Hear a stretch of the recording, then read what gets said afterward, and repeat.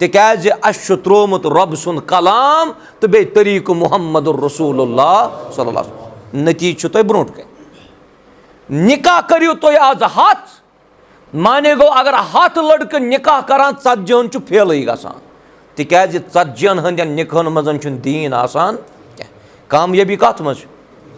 रसूल रहमत सल्लल्लाहु अलैहि वसल्लम फरमुक तुनकाहुल मरअतु लिअरबइन 4 चीज वुचित ओस यिवान निकाह करन कस चीज अख माल बे खानदान बे खूबसूरती बे क्या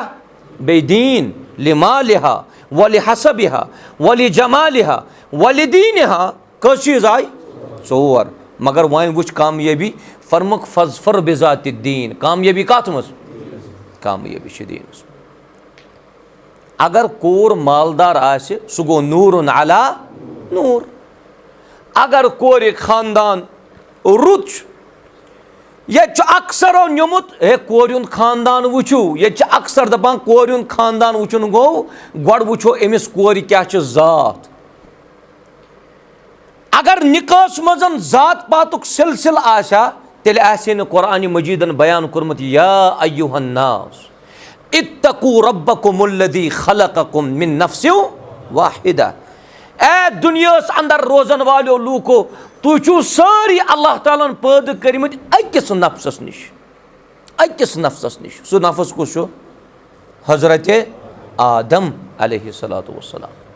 या अय्युहल्लज़ीना आमनुत्तकुल्लाहा हक्क तुकातिही वला तमूतुन्ना इल्ला व अंतुम मुस्लिमून। या अय्युहन्नासुत्तकू रब्बकुमुल्लज़ी खलक़कुम मिन नफ्सिन वाहिदा व खलक़ मिन्हा ज़ौजहा व बस्स मिन्हुमा रिजालन कसीरन व निसाअ वत्तकुल्लाहल्लज़ी तसाअलून बिही वल अर्हाम इन्नल्लाह कान अलैकुम रक़ीबा। या अय्युहल्लज़ीना आमनुत्तकुल्लाहा वक़ूलू क़ौलन सदीदा युस्लिह लकुम अअमालकुम वयग़फ़िर लकुम ज़ुनूबकुम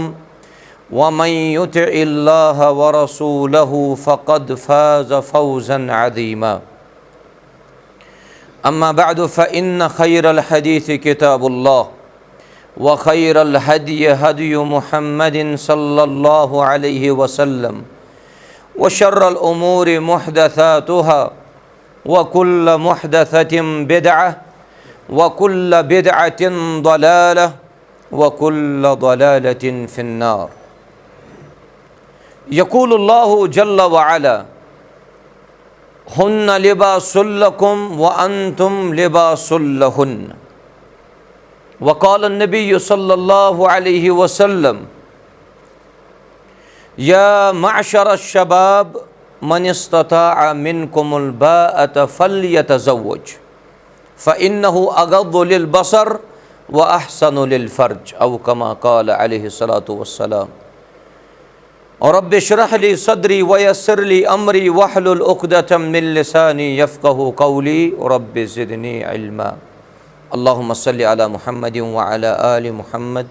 कमा सल्लैता अला इब्राहीम व अला आलि इब्राहीम इन्नका हमीदुम मजीद व बारिक अला मुहम्मदिन व अला आलि मुहम्मद कमा बारकता अला इब्राहीम व अला आलि इब्राहीम इन्नका हमीदुम मजीद। रब्बना आतिना फिद दुनिया हसनह व फिल आखिरति हसनह व क़िना अज़ाबन नार। रब्बना हब लना मिन अज़वाजिना व दुर्रिय्यातिना क़ुर्रत अअयुन वजअलना लिलमुत्तक़ीना इमामा। रब्बिरहमहुमा कमा रब्बयानी सगीरा वग़फ़िर लना व लिलमुअमिनीना वल मुअमिनात वल मुस्लिमीना वल मुस्लिमात अल अहयाइ मिनहुम वल अमवात इन्नका गाफ़िरुज़ ज़ुनूबि वल ख़ताया बिरहमतिका या अरहमर राहिमीन आमीन या रब्बल आलमीन। आगाज़ो इब्तिदास अंदर छु तमाम किस्म हम्द व सना अल्लाह तबारक व तआला सन्द खतर लायक येम वहदहु ला शरीक रब्बि ज़ुल जलालन तुह तस यथ बाबरकत रच मजलिस अंदर पानवन इकवटे जमा कर अल्लाह तबारक व तआला करिन सोन जमा गसन पन्ने दरबार कबूल। दुरूद व सलाम इन कायनात किस बरगुज़ीद पैगंबर जनाब मुहम्मदुर रसूलुल्लाह सल्लल्लाहु अलैहि वसल्लम हन पे यहंद सुन्नतस पे अमल करने की गर्ज वनस यथ मस्जिद शरीफस अंदर जमा सपद। हमदो सनत दुरूद सलाम पत यस ये मजलिस ताल्लुक थावान निकाह सत दोन बचन जिंदगी किथ पठन लागे बठ रब्बे जुल जलाल। यह खुतबा निकाह आसान यमन दोन बचन कुरान और सुन्नत नसीहत तिकाज युस त कुरान और सुन्नतस पे पोक अल्लाह ताला तमिस कामयाबी अता करमस। यमिस शख्सस कुरान और सुन्नत निश खोर डोल सो शख्स कामयाबी ताम वातन वोल ज फरीक दोनवे चोड्रे रोजा तय दोनवनी फरीकन पन्ने जाय मकसद जहन दिलचस्पी तो फिक्र यह कि अल्लाह ताला गोस अस पान वन कामयाबी अता कर। बोलियो बोजो कामयाबी हुंद क्या राज तेल कुरान मजीदुक इरशाद अगर आम कंस शख्सन यह कथ कर्मच आसा यह कलाम वोनमुत आसा तय तमाम लूकन ओस हक ते यह कथ ठुकरावनस मगर यह कलाम मुबारक छो ज़ात जुल जलाल हज़रत अल्लाह जल्ल कामयाबी हंज वत रब्बे जुल जलालन फरमो कामयाबी छांडन वालो अगर तय कामयाबी जरूरत छो तेल छु ज चीज तय लाजिम रटे कस चीज ज चीज और रब फरमावा वमन युतिइल्लाह व रसूला यम शख्सन ते फरमा बरदारी कर अल्लाह ताला सस बे करन फरमा बरदारी तम सिनिस रसूल सस सल्लल्लाहु अलैहि वसल्लम कस चीज गई जरूरत क्या शास कामयाबी और रब फरमावा फकद फाज फौजन अदीमा ए फरमा बरदारी करने वाले चकरी अल्लाह तबारक व तआला बड़ कामयाबी आता बज कामयाबी सत करी माला माल च रब्बे जुल जलाल सु चाहे चोन निकास सु चाहे चोन ताजियत सु चाहे चोन कारोबार सु चाहे चोन मामलात सु चाहे चोन इबादत अगर यमन दोन चीजन पत पत पुकुक आख रब तो बे तम सुन रसूल सल्लल्लाहु अलैहि वसल्लम अल्लाह ताला दी बड़ कामयाबी। अश कुन सातन पन्नन ख्वाहिशातन पेवान खश कर येले अस बुथ कन रब सुन कलाम तो रसूल रहमत सुन फरमान अलैहिस्सलातु वस्सलाम अतो छन चलान पन ख्वाहिश के मे दिल कुन सातन वना बह पखा यम वत मगर अमि वत पकनस मना आसान कोरमुत रब्बन तो तम सिंद रसूल सल्लल्लाहु अलैहि वसल्लम पकुन पजा किन त्रावन पज यह त्रावन कुन सातन मे दिल वनान बह खेमा यह चीज यह दिल वनान मे यह म्यून जहन वनान मगर रब्बन फरमोमुत यह चीज खेजो अत मजन फायद खोन पजा किन त्रावन पज यह पज खोन अत दीन छन अकल मानन क्या दीन नकल दीन अकल समझ यवान अगर दीन अकल पे तेल अगर कुन सातन मोजन पे मसा करान मसन पे मसा करान अकल वनान छोट लारान कपर हाँ छोट लारान तल पतिस मगर अश शरीयत वनान ये मसा कर सह कर पेट किन बोन किन कर वह वन तो बज लड़ावे पन अकल छोट तल लारान यह छल बह तल तो पे हजरत अली इब्न अबी तालिब फरमो रदियल्लाहु अन्हु फरमोक अगर दीनस मजन राय चलान आशा तेल अत मस तो मोजस पे मसा कर तल कि न कि पेट किन मगर नबी रहमत सल्लल्लाहु अलैहि वसल्लम यम सातन तरीक हेचनो तत आमुत मसा पेट किन मैंने अजीज़ो तुह युस ति मामल जिंदगी हुंद आस बस दोन चीज़न पे ऐजो तुह तिम तोला दोन चीज़न पे ऐजो तोला अख अल्लाह तबारक व तआला सुन फरमान बे रसूलुल्लाह सल्लल्लाहु अलैहि वसल्लम अस क्याज छन निकाहन मज कामयाब अस क्याज न निकाहन मज सुकून अस क्याज न निकाहन मज इत्मीनान अस क्याज न निकाहन मज लताफत तो करार अस क्याज रिश्तेदारी मज न्याय अस क्याज रिश्तेदारी मज फूट बोय क्याज बयस सतन हसिद बापतर क्याज पितरस सतन हसिद तिक्याज अस त्रोमुत रब सुन कलाम तो बे तरीक मुहम्मद रसूलुल्लाह सल्लल्लाहु अलैहि वसल्लम नतीज तुह ब्रोट कन निकाह करियो तुह आज हाथ माने गो अगर हाथ लड़क निकाह करान षतजन फेल गसान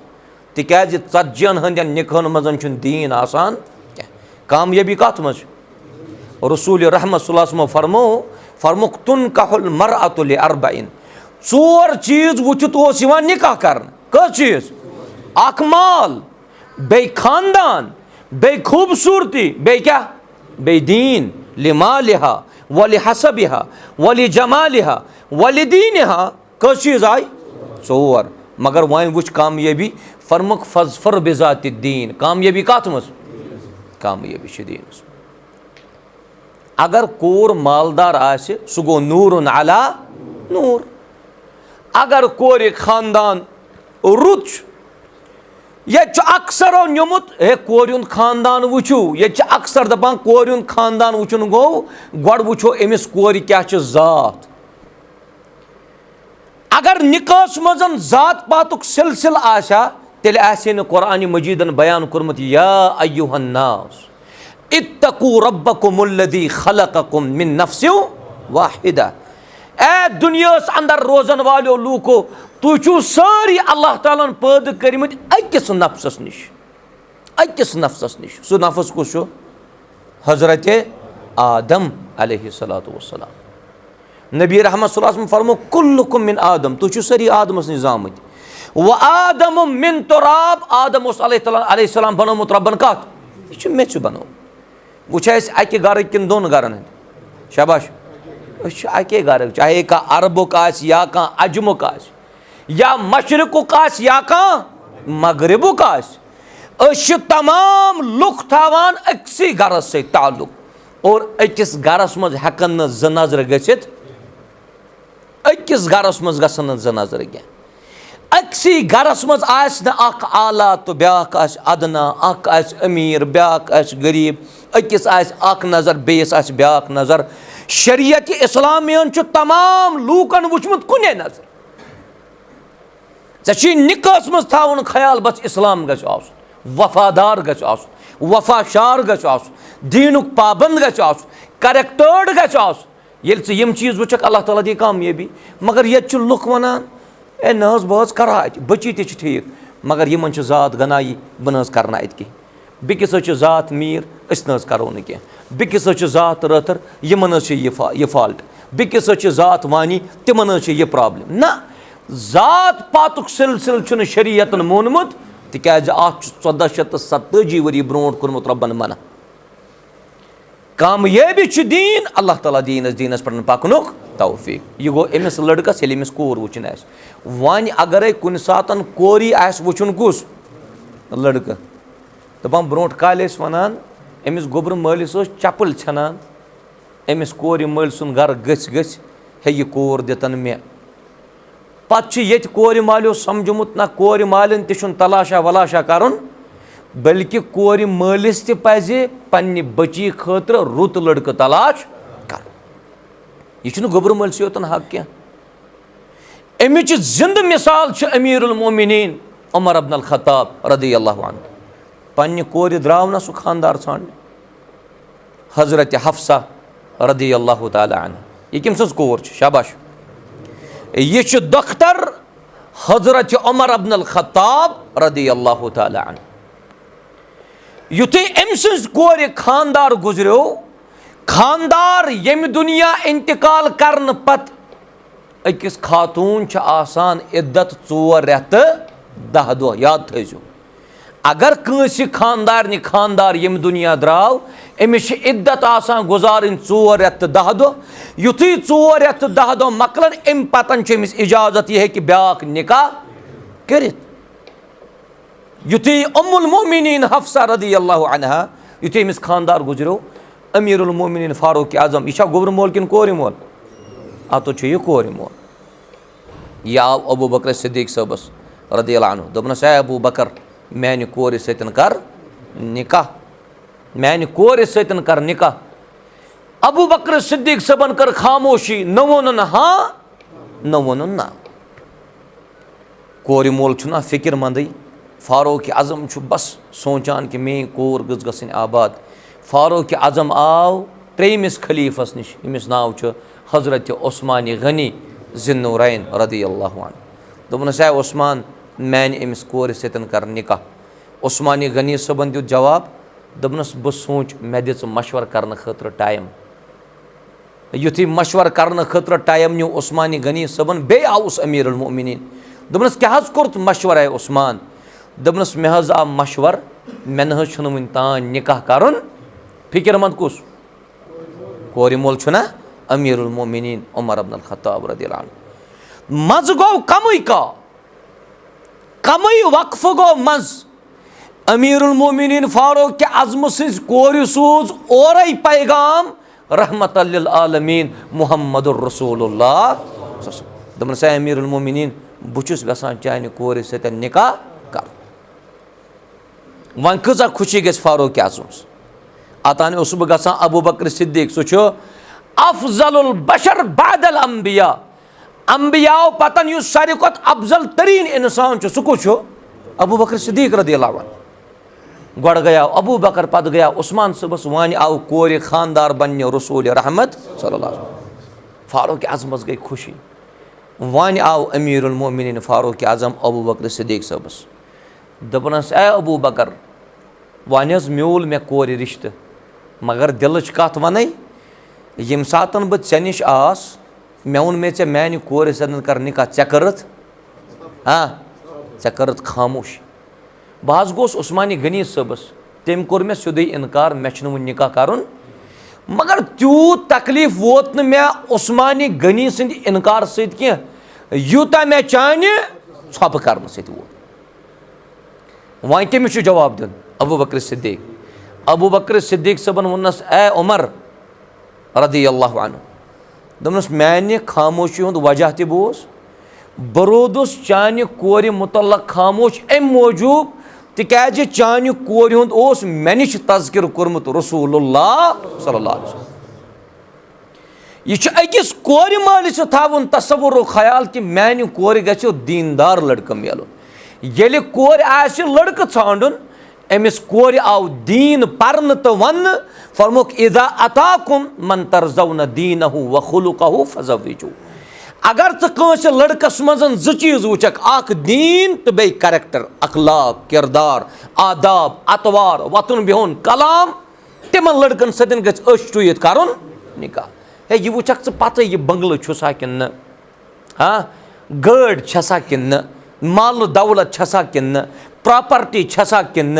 ये यमन प्रॉपर्टी तिहज कोर आई वापसी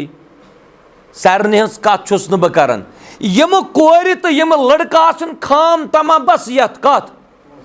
पोस गछ आसन दीन त्रावस पत बन पाने दीनदार न अगर तय मजन का दीनदार आसे तमसी छु कामयाबी दिवन हजरत अल्लाह जरूरत समझो ये निकाह यह तो सोन यासिर तेज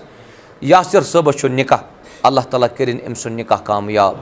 मगर मे वन यासिर सबस दलील कि यासिर सब कामयाबी मेली निकस सुकून ति दी रब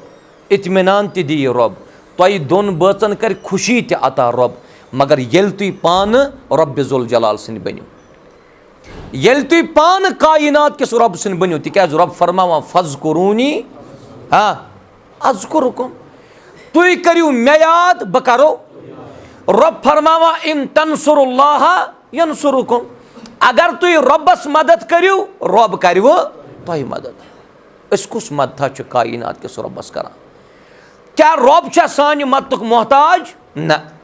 रब छुन सानि मदतुक मोहताज रब्बस मदद करन गो ये रब्बन फरमो तु अपनाव पत कर वात वुन वक्त यम सन अजीज समझन यम सन रफीक समझन दीन युहुंद किरदार युहुंद वथन बिहुन युहुंद हुलिय युहुंद तरीक युहुंद तकल्लुम यह गि आसन बेमिसाल यह वाच तन पे लूकन दावत दिवान कि वन हको वारिया काल जिंदगी 30 वरी मकले मगर हासिल छुन वुनि हासिल छुन कि पत इंसान पछतावान मगर वक्त आसान दपान आज कशर पे वन दपान तेल पी चतस ग्रेच विज नून अस यमो संभलो मगर तम सात वक्त गो कोशिश करो सन निकाह यम दीनन रटमित यम इस्लाम सत मुनवर कि यम रस्मों तो रिवाजों सत पकान हाँ सान निकाहन मज अख रस्म फी वारिया वन त्र वपर पत गैर त्र वन पत तम चीज गसान निकाहन मज युत सफ़ेद रेश वली बुजुर्ग यहज उम्र करिन दराज रब्बे ज़ुल जलाल बे थैनक सेहत व आफियत अस लकटन दीन यहज कदर करनुक तौफीक येल यमन निकाह परित यम खजर बगरावान खजर पेट तुलान कह बगरावान दचन सपेट 2-3 खजर ओसा दिवान वन आय यम खजर तमन मज लिफाफन मज हत सा वन लिफाफन मज वुचू क्या लिफाफस निबर कि लिखित अन निकाहो मिन सुन्नती निकाह म्योन तरीक मगर पैगंबर करीम सुन तरीक अत निकाहस मज नजर गसान रसूलुल्लाह फरमाया गेवन कर तो बंद गवाह नबी रहमत सल्लल्लाहु अलैहि वसल्लम फरमाया कि मर्द तो जनान रोज तो अलग अलग गवाह ना कहीं गसान मर्दो जनान इख्तलात ती गेवन टास ती बाकी रस्मो रिवाजो सन निकाह रटमित मगर यह दीन लिख खाली यमन देवार बे लिख यमन कागज वर्कन बे लिख यमन गोचरन वगैरह यमन मज तुम यम खजर बगरावान अन निकाहो सुन्नत न कुने तरीक न कुने न कुरान न सुन्नत पैगंबर करीम सुन अलैहिस्सलातु वस्सलाम मगर देवारन दीन लिखित दीन देवाना लेखन खतर आमुत सोजन दीन आमुत सोजन अपनावन खतर दीन आव सोजन दीनस पे अमल करने खतर कुन सातन छो तुम वुछान यम जन ये कह दुकानदार तम दुकानस मज बिचारन त्रोमुत दुकान मकान की खैर बरकत के लिए छना सह पोस्टर आसान दुकान मकान की खैर बरकत के लिए तथ तलकनत कुरान करीम आयात लिखित मगर युस यह पोस्टर अलवों त्रावान जह दुत न अमिस रब्बन तौफीक बह खोलहा गर यह कुरान मजीद बह कर कुन सातन तिलावत कलामुल्लाह मगर अम दुकानस मज लिखमुत दुकान मकान की खैर बरकत के लिए अम कत तो महदूद अम थो पोस्टरस तम दीन महदूद और रब फरमावन वरत्तिलिल कुरान तरतीला तथ दुत रब्बन जा तौफीक तय मजन कुस हयात पोरिक कुस परान सुबह अक पार तिलावत कुस करान सुबह 1.5 पार तिलावत 8 पार तिलावत 3 सफ तिलावत घरस मजन यम त परेशानी आसान तिम चल रहा रब्बे ज़ुल जलाल वो ये घरस मज माहौल तत कूर तन 8 बज तत गर खानदार तन लेट फजरस नेरान पत दप मौली साहब मे ओत्र निकाह कोर ऐ वन निकाहस मज सुकून मगर सुकून कत मज मेल सुकून मिलान दीनस मज सुकून मिलान दीनस मज पालवा दीन इंशाअल्लाह अल्लाह ताला कर यमन दोन बचन ते कामयाब यमि दीन सतन कर यहज नस्फ जिंदगी कामयाब और रसूलुल्लाह सल्लल्लाहु अलैहि वसल्लम फरमो इज़ा तज़व्वजल अब्दु फ़क़द इस्तकमल निस्फ़ दीन यदि बंद निकाह करान अम सुंद नस्फ दीन मुकम्मल करन रब्बे ज़ुल जलाल अत दीन बस निकाह इबादत यह आदत क्या अगर तुम वनिस ताम निकाह करो अगर तुम जानान कि यह आदत वल मौली साहब यह सह 10 मिनटन वाज शरीफा तो गो निकाह वन दो खो दो लूकन शऊर दो खो दो अवाम गसान बेदार हे यह खुतबे निकाह यह या बोजनावन सह यमिस 2 वरी बाद क्या मुमकिन सह कर दीनी एतबार निकाह आ गो कि लड़कं वन बह कर खजर खानदर तथ पे निभावन क्या हाँ लड़कस हक तो फ़र्ज यह गि वलीमा करुन सुन्नत वलीमा करुन क्या सुन्नत अगर च मुख्तसर करख दावत यह इसराफ यह सनिस दावतस मज गसान यह गि निकन मज आसन वन थई सन जेव तो जबान ये मस्जिद मज अड़ निकाह परान मगर घर ती आसान यह आसन गछा यमन दोन बचन हंद नई जिंदगी शुरुआत मस्जिद पे यूत यम दीन के सर्कलस तो दायरस अंदर कन रोजन त्यूत दिया कामयाबी हजरत अल्लाह जल्ला शाह करवा दीनस पर अमल इंशाअल्लाह अल्लाह ताला दी कामयाबी इंशाअल्लाह यमि दीन सतन कर नस्फ दीन यमि निकाह सतन कर नस्फ दीन मुकम्मल रब्बे जुल जलाल यमन वन कोता बचाव अत मजन क्या करुन शाबाश नस्फ दीन युस बचा अत मजन क्या करुन अत मजन गिंदो क्रिकेट नमाज त्रावो अति हाँ अत मजन गसो कुन जाय बे बाकिस दीनस सनो न कह अत मजन गसो पनुन वक्त जाय करने टूरिस्ट स्पॉटन पे हाँ तत गस हाय अल्लाह सलाह न पार्क मजे गिंदो ता न रसूलुल्लाह सल्लल्लाहु फरमो फल यत्तकिल्लाह फी निस्फिल बाकियस दीनस मजन खूच ज वहदहु ला शरीक निखन मजन छ खौफ आसान अल्लाह ताला सुन हाँ निखन मजन युति खुशी आस हाँ ये रब युस अस याद थाउन ये खुशी विज याद थाउन तो ये यमा तम विजन रबस करुन आलो ये बागन अल्लाह बचे नुकसान गस यमा तम विजन रबस सोजुन नाद ये सैलाब यमा तम विजन रबस करुन दुआ ये कह बेमार पे गर रब मुसलमान थाउन 24 घंटे या मगर सन अत वथान रबस कुन तेल ये कह परेशानी आस तुम आसो वुचमुत यम हॉस्पिटल्स हस्पताल इंसान अचान तत बसान पूर कत जन बसान सारी बेमार अड़ बेमार वुचित पे पन बेमार तसान मश्त मगर तुम सनेमित यमन हस्पतालन अंदर अक कमर आसान नमाज पढ़ने खतर प्रेयर रूम छना आसान तथ कमरस मजन वुचान लुख वदा अड़ करान जिक्र अड़ करान तिलावत अड़ आसान दुआ करान अड़ आसान नमाज पढ़ान अड़ आसान जारो कतार वदा यमो लाज अमल करन मगर कर हाँ ये यमन अफरादन अंदर कन पेशेंट कत पे सह बेडस पे तेल गयम गो मुसीबत विज गो कुस खुशी विच रबस याद रोजान ये बागस बरकत कर रब ये मालस बरकत कर रब ये घर कि सुकूनस बरकत कर रब तेल रब याद रोजान ये कह मुसीबत आव तेल गई तिलावत तेल गई जिक्र तेल गो वदन तेल गो सोर यम चन अत अगर थोद वथान अल्लाह ताला सनिस दरबारस मज मुमकिन युस मुसीबत इन वोल सह कर दूर हजरत अल्लाह इथ पे जबच अगर लेट वथान फजरस सुकून आन बेसुकूनी यह गि मौका आसन कुन सात खुतबा जुमा पढ़नस नमाज फजरस कज़ा अहमियत यह गि मौका आसन कुन सात वनस कि दिगर नमाज कज़ा अहमियत ना सन अजीज आसान आज ग्राउंडो मज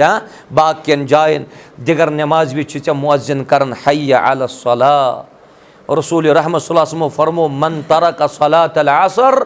यम दिगर नमाज आमदन कसदन त्रव फ़कद वुतिर अहलहु व मालहु तम सिंस अहलो अयालस तो मालस बर्बाद तो लूट करन रब्बे जुल जलाल यह कमिस सनिस अजीजस रोद याद ये सह कुन जाय बिहित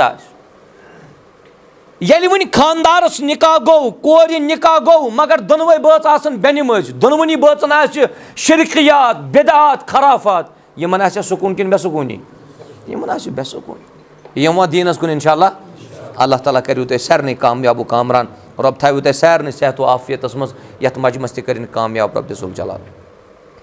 यथ मजमस अंदर कर तुम सुकून जिंदगी अता रब इंशाअल्लाह यमन दोन बचन दी सुकून रब जुल जलाल ये तुम वारिया निकाह कर्मित ना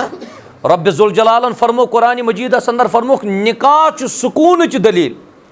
निकाह इत्मीनान दलील निकाह मजन आराम चैन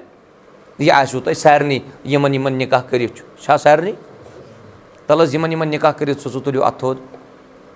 शाबाश माशा अल्लाह अक्सरियत तिहज यमन निकाह कर मगर वारिया मे बासान मस्जिद मज तम यमन वो निकाह करने वन जवाब बोजन मे तह नश तुहद जवाब बोजन तम तमन निकाह करने तुह निकाहस मज सुकून ए तुह हयात पूरी गसन जिंदा गसन ना हयात कत वना यह जिंदगी वन यह जिंद पूर ना ये गो तुम ईमान तिंदा ये गो तुम इस्लाम तिंदा ये गो तुम ईमानस अंदर ताजगी तौहीदस अंदर ताजगी सुकून अल्हम्दुलिल्लाह। अगर तोय घर वाजन सुकून तेल गस परन अल्हम्दुलिल्लाह। वन छु सवाल यमिस निकाहुन छु अमिस किथ पटन दियो सुकून रब्बे जुल जलाल। रसूल रहमत अलैहिस्सलातु वस्सलाम सस घर वाजन हजरत आयशा सिद्दीक़ा रदियल्लाहु अन्हा। सुकून ओस का, इत्मीनान ओस का, आराम ओस का। अल्लाह ताला करतन तुथु सुकून यमन दोन बजन ते आता, तुथु इत्मीनान करतन यमन दोन बजन ते आता, तुथु करार करतन यमन दोन बजन ते आता। जबत अक सुन छोट खुन जायज है कि नाजायज? खेवान छुवा अत गयो खामोश, खेवान छुवा। अगर कह शख्स पन्ने घर वाजन हुंद छोट खेये यह छुन जायज योत कह बल्कि छोट खेन सतन छु मोहब्बत बढ़ावान रब्बे जुल जलाल। यह छु प्रानियो अस वोनमुत, कनन छु गोमुत दपान युस खानदारनि हुंद छोट खेये तमिस छु दिमागस गसन गड़बड़, तमिस छु मस्ती गसन सबक ते बही ते तिजारत ते। यह छु गलत। यत माज फलित सोप सन मोज कड़ान हजरत आयशा रदियल्लाहु अन्हा, तथ माज फलिस दहानी मुबारकस में दिवान रसूलुल्लाह तिम च दिवान तथ। युस दद प्याल रसूल रहमत अलैहिस्सलातु वस्सलाम दित आयशा रदियल्लाहु अन्हा, आयशा छु ओडी अड़ान कम चे रसूल रहमत। यह मोहब्बत बड़ दलील, यह मोहब्बत बड़ दलील। बे गसन सन यम अजीज थावन याद तुई गछू न मामूली मामूली चीजन पे यमन सानन हमशेरन रोब करन क्या। थोड़ा गछ खानदारस अंदर बर्दाश्त अमुक मतलब गो न खानदारिन अगर नाफरमानी कर तो खानदार कर बर्दाश्त। कुन सातन अमिस सान माज बचो ते गरच काम ते बाकियों परेशानियों ते जहन कोरमुत वारिया आवर। मुमकिन अत दौरान करस कह खानदार आलो,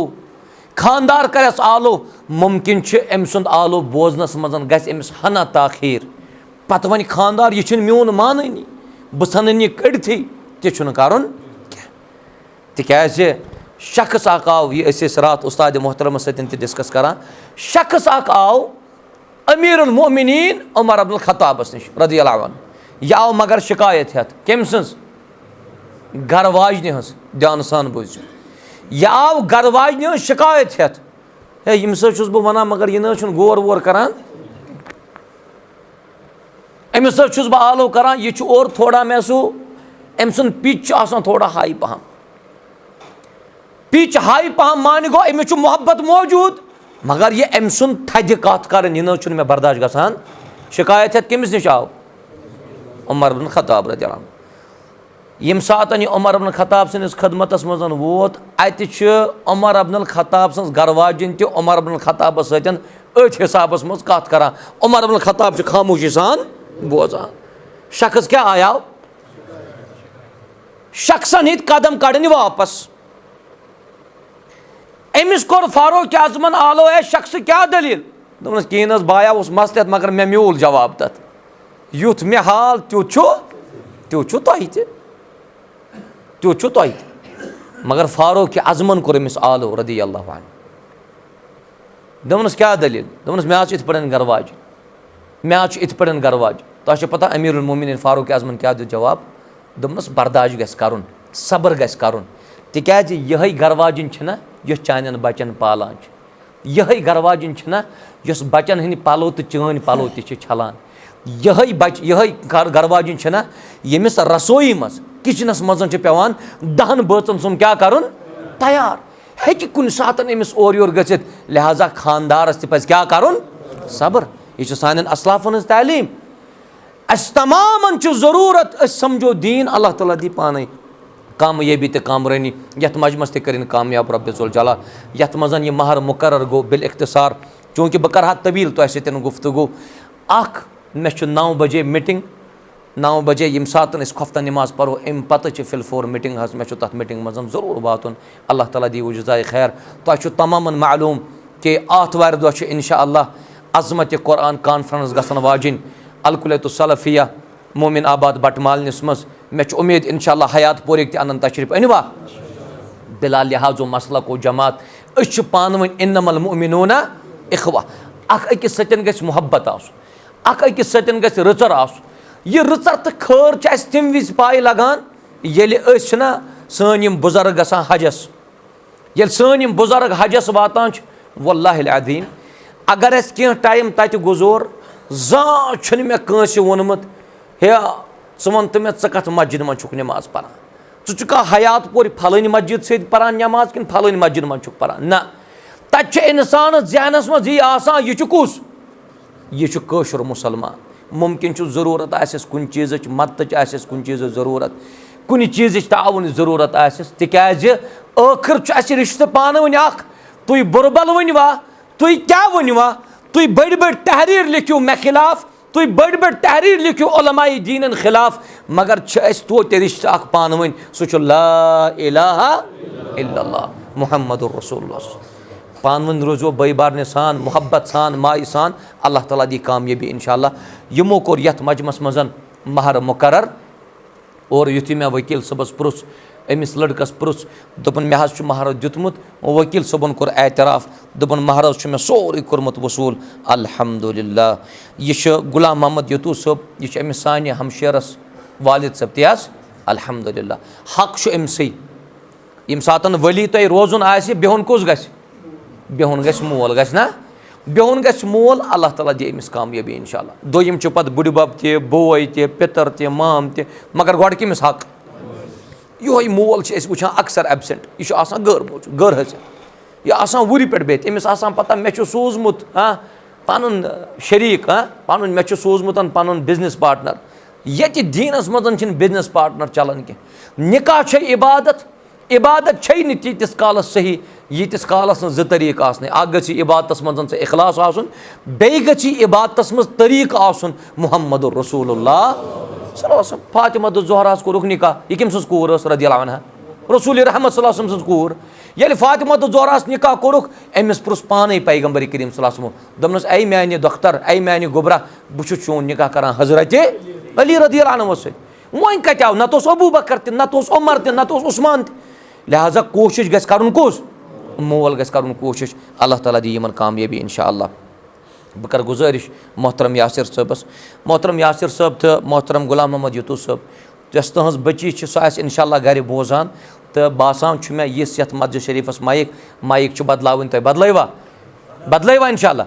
इंशाअल्लाह अल्लाह ताला दी वो कामयाबी तिकाज यमि माइकि हिंद जरिए अख निखुक ऐलान त गसान दावतुक ऐलान त गसान यह चीज़ गस मजबूत आसन ये यमन इलाकन मजन तुई खानदरन मज गछित गेवुन असियो ना रातस बोजान तिम चोर महल बोजान तिहज आवाज़ चोरन महलन निंदर यवान रातस मगर ये मस्जिद मन गसान अत यह मामूली कहन चुन बोजान लिहाजा कोशिश करो यह मस्जिद त आबाद करनस अल्लाह ताला कर वो कामयाब इंशाअल्लाह बह कर तुह ज चीज़ गुजारिश यम वाद तुम वनस करो दोनवे वाद गस आसन कूलू कौलन सदीदा सदीदा क्या गो यह गस आसन स्ट्रेट फॉरवर्ड गो तुम आस दो रित त्रे रित वनजो अस कोर गलत अस न कर यह दोन बचन हंद जिंदगी हूँ सवाल करुन यह ये मजलिस मज कर अगर इनकार करुन तेल करजो ये करजो इनकार कूलू कौलन सदीदा यमिस यासिर सब हक तो फ़र्ज यह कर अमिस सानि हमशर सत मोहब्बत करवा इंशाअल्लाह रुचर तो खैर गछ कुन सातन अमिस सानि बेनि गलती तिकाज वन अक इलाक पे गसन बेकिस इलाकस अमिस ये अख मकान तत ब्याख ये अक बस तत बदल बस मुमकिन चैनिस गरस मज एडजस्ट गसनस लगिस टाइम तथ अजोस अगर भूल चूक गस दरगुजर अजोस करन अल्लाह ताला दी वो कामयाबी इंशाअल्लाह रब थाय सारे सेहत आफियत मज सलामती करनो अता तुह बची यह कमिस हमशेर शाबाश यह तुह हमशेर अल्हम्दुलिल्लाह यह बची अस नमाज 5 वक्त पारन इंशाअल्लाह यह बची अस रमजान रोज़ थावान यह बची अस पन्निस इज्जतस हिफाजत करन बे वनजो बची योर गछित कि पन्निस खानदारस रोज ताबिया तो फर्मा बरदार मगर तिमन कामेन मस यम कामे कम आसन यम जायज़ कामे आसन जायज़ कामेन मन फर्मा बरदारी नाजायज़ कामेन मन फर्मा बरदारी क्या यमिस लड़का हक तो फ़र्ज यह गि सानि बेन सतन वन रुचर कर खैर कर कायनात रब दे तथ मज तुम कामयाबी अल्लाह ताला करिन तुम सेहत आफियत अता खैर आफियत कर अता यथ मजमस थन सलामत रब जलाल हेकि कुन सातन दोन बचन और योर गछित यथ तुम वन यह दोन बचन लड़ाई क्या गई मे पता वाथुर किन कुस रूद यप हयात पूर किन कुस रूद पेवान ये वहरो सुंद रूद पेवान कि बाकी रूद पेवान यह वहरो सुंद रूद माने गो आज लड़ाई दोन बचन गसान यह वहरो सुंद रूद क्या यह गई थवन याद यह तूत बोड़ फितन बनान यह फितन पत् तलाकस ताम वातान लिहाजा दोन बचन हे कुछ सात और योर गसित मगर यहुंद यह तू मैं गस यहंद कमर नबर नेरुन तिकाज रब्बन फरमो हुन्ना लिबासुल्लकुम अक सिंदिस राजस रच कर अक सिंदिस सिरस पर्द कर अल्लाह ताला कर इंशाअल्लाह तहंदन अबन ते पर्द तमाम मुसलमानन कर आबाद अस करो ईजाब कबूल तम पतन गस मजलिस इख्तिताम इंशाअल्लाह आज रेत चलान कुस हाँ सफरस मन निकाह यह दपान सफरस मज यह निकाह तिमन यह अत वन बदशगूनी यह अकिस इंसानस बिल्कुल गलत अकीद तमाम रेतन हुंद खालिक कुस रेत कम बन दह कम बन वन अगर बन कन मौलवी सबन वो न बटवार न थन तिक बटवार अम सद खतर ठीक कह यह कुछ इलमा अमिस मौलवी सबस यह तोर मे वुन इस्लाम फिक्री कह ब्याक मौलवी सब वन न मुहर्रमस मज खतन ओ अबदन मुहर्रमस मज करो न निकाह क्या हेको न कर प्रत कुन रेतस मज खालिक सह अल्लाह तबारक व तआला हाँ अगर न तुम निकाह कर निकाह अक वक्त कर कहें सह गो ये इंसान हालत एहरामस मज न तम सात निकुक पैगाम दिन जायज़ न निकाह कर जायज़ बाकियन रेतन मज निकाह कर जायज़ अल्लाह ताला कर मुसलमान कामयाब यथ मजमा वनस मस्जिद शरीफ हाँ बाग हयातपुरा चाडूरा ठीक यथ मजमस मज निकाह गसान बिस्मिल्लाह वल्हम्दुलिल्लाह वस्सलातु वस्सलामु अला रसूलिल्लाह व अला आलिहि व अस्हाबिहि व मन तबिअहुम बिइहसान इला यौमिद्दीन यथ मजमस मज निकाह गसान मोहम्मद यासिर सोफी सोबन सानि बिन सैद यमिस नाव शहजादा अख्तर सही शहजादा अख्तर वली गुलाम मोहम्मद युतू सब बे पन्ने बचिन तरफ जगवा मोहम्मद यूसुफ बे अब्दुल अहद सही मोहतरम गुलाम मोहम्मद सब शहजादा अख्तर यस तह बची अम सुन निकाह गसान मोहम्मद यासिर सोफी वलद गुलाम अहमद सोफी यम जन हाँ वाथूरा रोजान बनहारा वाथूरस मज रोजान दोन गवान मौजूदगी मज क्या तुवा पन्ने बची हुंद नफस मोहतरम मोहम्मद यासिर सबनिस जौजियतस अंदर बख्शान बावज महर 8,58,700 बसूरत नकदो जेवरात तुवास बख्शान मोहतरम गुलाम मोहम्मद युतू सब शहजादा अख्तर निकाह गसान मोहम्मद यासिर सोफी जगवा मोहम्मद यूसुफ भट्ट कुछ मोहम्मद यूसुफ भट्ट बे गुलाम अब्दुल अहद माशाअल्लाह मोहतरम गुलाम मोहम्मद सब शहजादा अख्तर दोन गवाहन मौजूदगी मज पन्ने इजाजत पन नफस मोहम्मद यासिर सोफी सोबन जौजियत मज बख्शान बावजमर 8,58,700 बसूरत नकदो जेवरात तम बख्शान अल्हम्दुलिल्लाह बह कर यासिर सबस गुजारिश अमिस कंस वकील सुन जरूरत कह अलबत्ता ज गवाह अख इरफान अहमद सोफी कुछ बे सजाद अहमद भट्ट मोहतरम मोहम्मद यासिर सब चोन निकाह गसान सानि बिन सैद यमिस नाव शहजादा अख्तर दख्तर बालिगा गुलाम मोहम्मद युतू यम जन हयातपुरा चाडूरा रोजान दोन गवान मौजूदगी मज क्या तुह तुवा सानि बिन हुंद नफस पन्निस जौजियतस अंदर कबूल करान बावज महर 8,58,700 बसूरत नकदो जेवरात तुवास कबूल करान अल्हम्दुलिल्लाह रब्बिल आलमीन दोन बचन कर सुई दुआ युस यमन दुआ कोर रसूलुल्लाह सल्लल्लाहु अलैहि वसल्लम अल्लाह ताला करें दोनवनी बचन आबाद दोनवनी बचन करें बरकत यासिर सबस तरें बरकत दोन बचन करें खैरस पे जमा दोन खानदान तरें खैरस पे जमा इख्तलाफ तो इंतशार दीजक नजात रब्बा सन बेन कर अमसी बचस सत आबाद अथ गरस मज कर आबाद रब्बा यमो निकाह कोर्मुत तिमन कर आबादी आता तिमन कर इत्मीनान आता तिमन कर सुकून आता तिमन कर करार आता यह सोरी मजम कर आबाद यथ मजमस मज यमिस नेक हाजत तस तमिस कर रवा यमिस नेक मकसद तस तमिस कर रवा यमे इलाक़ की मुसलमान रब्बा तिमन कर हिफाजत मुसलमान कर हिफाजत अस यमे प्रोग्राम खतर कर यमो मानो अजीज़ो 2-3 लटन मज रूदस मज तापस मज कर यमो कह विजिट अस नश अल्लाह ताला कर यहंदिस मेहनतस अजर आता तुह तक अजर आता यह सोरी मजम दीन कामयाबी करार रब्बि ज़ुल जलाल यथ मजमस तक बरकत रब्बि कायनात व आखिरु दावाना अनिल हम्दुलिल्लाहि रब्बिल आलमीन वस्सलामु अलैकुम व रहमतुल्लाहि व बरकातुहू।